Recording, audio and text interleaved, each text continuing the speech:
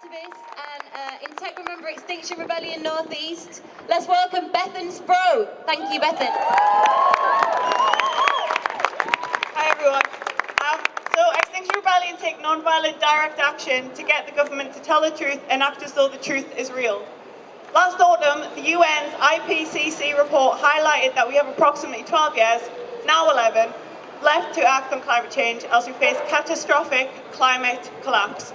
We've already reached 1 degree Celsius of warming and are on track towards 3 degrees or more.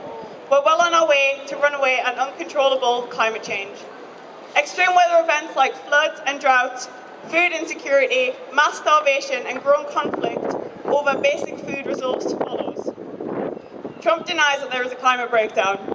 He has gone out of his way to fast-track new fossil fuel proposals and support fossil fuel infrastructure. 78 federal environmental regulations have been undone.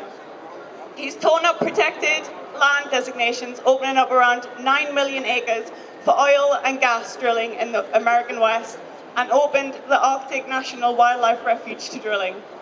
Trump pulled the USA out of the Paris Agreement on climate change. This means a lack of climate action, but also an end to the contributions to the UN Green Climate Fund to help poorer, more vulnerable countries to adapt to climate change and expand green energy.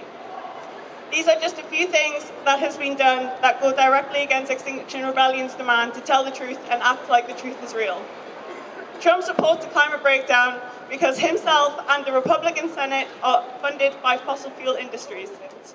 Multinationals such as Shell were aware of the causes and dangers of climate change, and they promoted alternative viewpoints and spent millions annually lobbying to block climate change policies and to promote their profits. Market forces are not how we are going to solve these crises. We must ask ourselves, why should the US profit from trading from us when their actions will cause more people to die from extreme weather and more flooding and disruption in this country alone? Free trade with the US and the capitalist culture embodied by Trump would continue our overconsumption.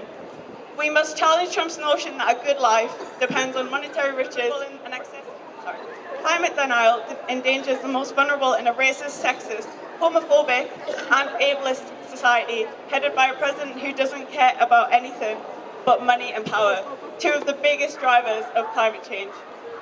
Everything is inextricably linked together by the climate and ecological breakdown. Donald Trump has blood in his hands, but we cannot support his state visit. Join Extinction Rebellion.